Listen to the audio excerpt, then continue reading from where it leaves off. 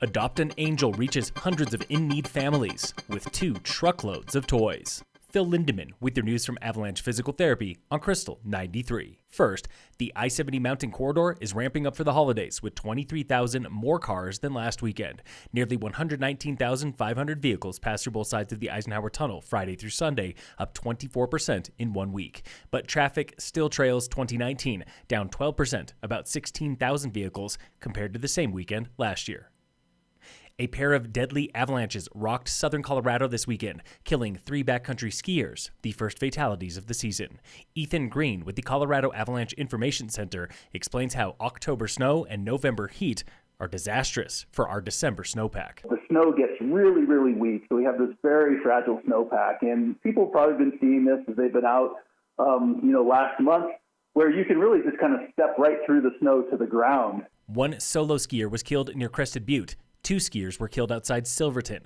All 3 were men in their 50s. Certainly, by all accounts, quite experienced folks, in many cases with decades of experience traveling in mountainous terrain. Green compares this season to 2011-2012, when late snow led to 3 fatal avalanches in just 24 hours. We've already seen 3 people get killed. It'd be great if that was the last of the death and destruction that we see this year. Last season, 6 people were killed by slides statewide. The Colorado Climate Center at CSU confirms what avalanche forecasters and backcountry users are seeing right now. November was warmer than average, with below average precipitation. Statewide, temps were 4 degrees warmer than the 30-year average, while snow and rain were 0.4 of an inch behind average, putting 2020 on pace to be the 3rd driest in history. Colorado's snowpack last month was 64% of average. Today, it is slightly better at 79%, 73% in Summit County.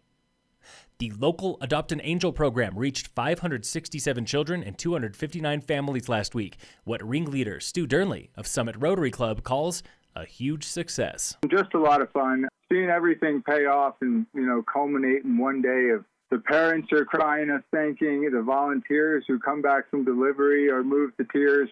So that was really a special thing to be a part of. Families in need got winter coats, pajamas, long underwear, and toys.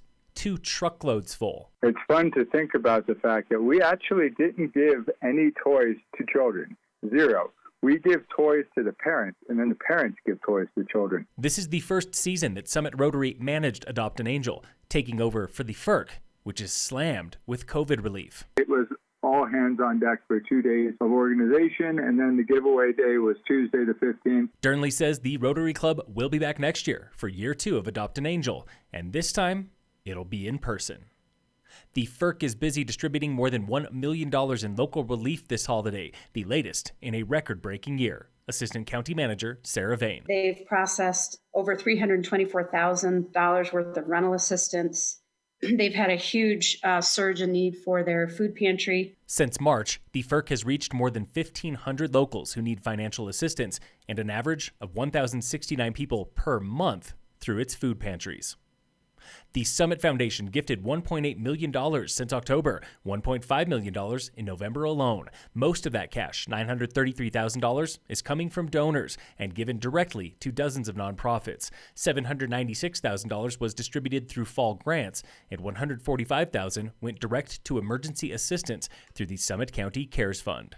In sports, Team USA ski racer Breezy Johnson took back-to-back World Cup podiums this weekend, the first of her career, both for 3rd place in downhill at Val d'Isere.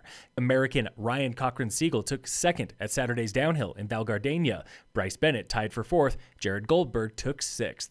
And in local sports, brought to you by American Family Insurance, the Weiss Agency, Race 2 of the Winter Fat Bike Series was Saturday at Gold Run Nordic Center, where Breckenridge Pro Taylor Sheldon was men's and overall winner in 43 minutes, 54 seconds. Molly Murrow of Colorado Springs won the women's race. Brandon Dykestrauss, Darren Cheek, Nicole Valentine, and Veronica Hewitt round out the podiums. Next race in the series is after the new year. Phil Lindemann with your news from Avalanche Physical Therapy on Krystal 93.